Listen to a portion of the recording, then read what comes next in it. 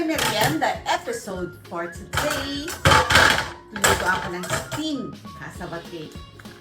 So, defrost na ito. Medyo konting piga lang naman. Sabagay, kahit naman as is ko siya gamitin, hindi ko siya pigain, is okay lang, hindi siya mapait.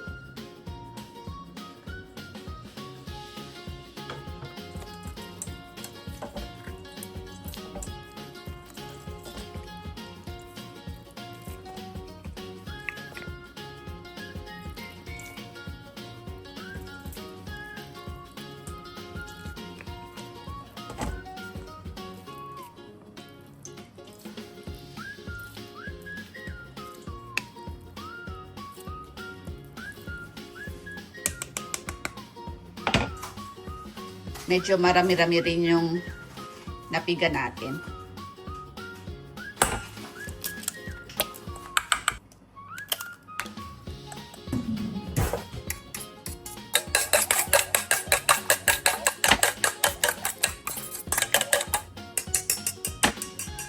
One can coconut milk. Condensed milk natin, siguro okay na yung 3/4. Then, saka na lang tayo mag-adjust sa tamis. Depende na sa inyo kung gaano katamis ang gusto ninyo sa inyong cassava.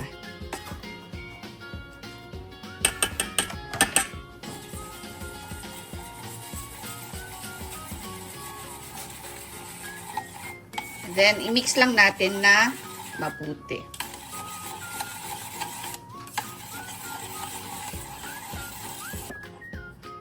Munti ko na makalimutan ang aking butter. Then, mix lang.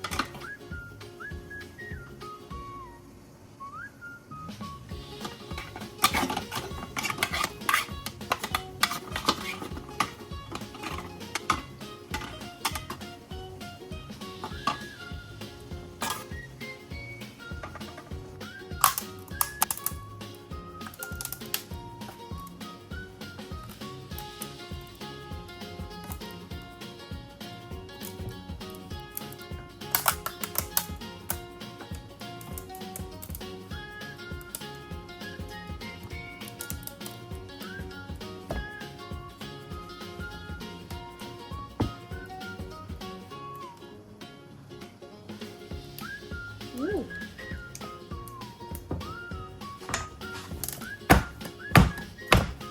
Saktong 3 llanera.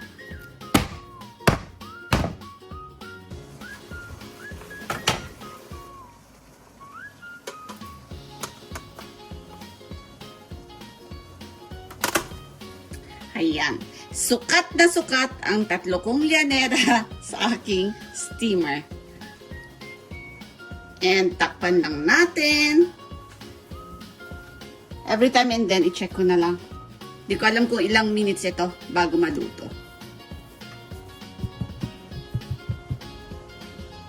Oh, mahigit. So, after 30-40 minutes, hindi ko na matandaan. Ay, wow. So, eto na yung cassava natin after siguro 40 minutes. Masasabi kong 40 minutes.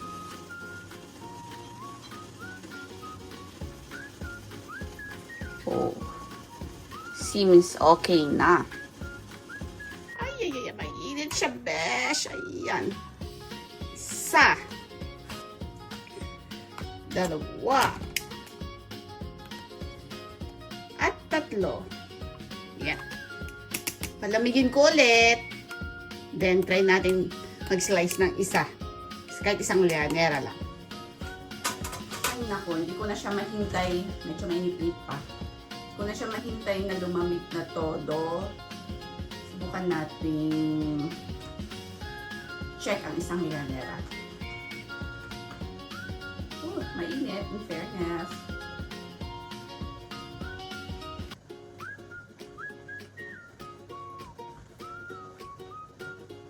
Alam niyo kung ano nakalimutan ko?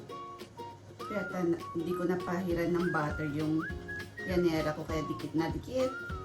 Sana maging maganda ang pagkatanggal sa lianera ko.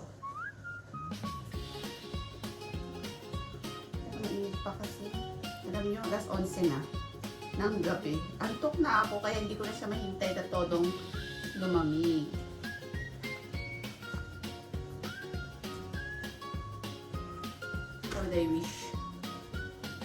How would I wish maging maganda ang kinalabasan.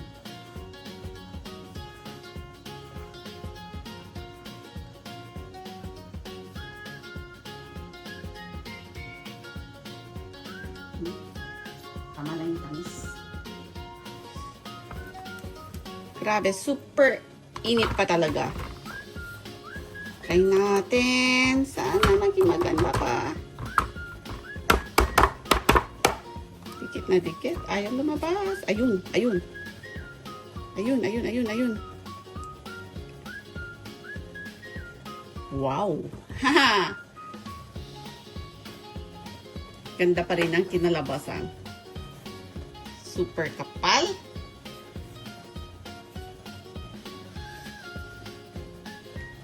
See? Cute.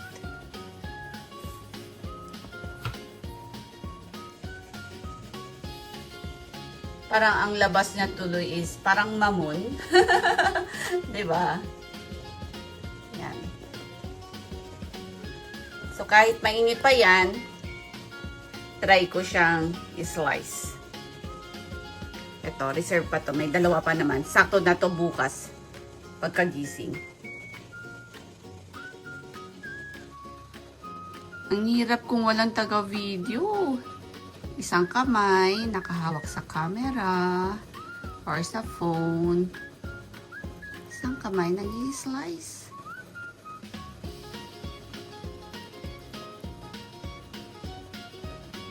There. Super init lang talaga kasi. Oops! Ganda. Ganda ng pagkaluto.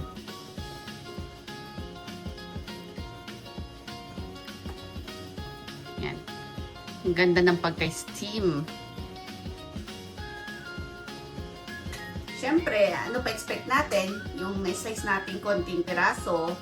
Actually, hindi naman to konti. Tayo pa rin ang unang susubo.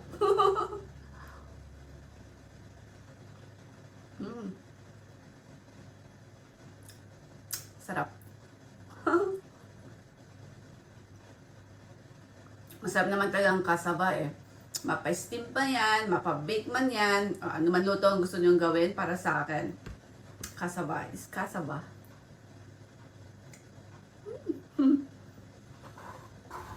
Actually, gusto ko yung kulay niya. Parang ang labas niya is parang sponge cake, parang ganon. Mamon na, di ko alam. Ayan. Thank you for watching. Till our next merienda episode.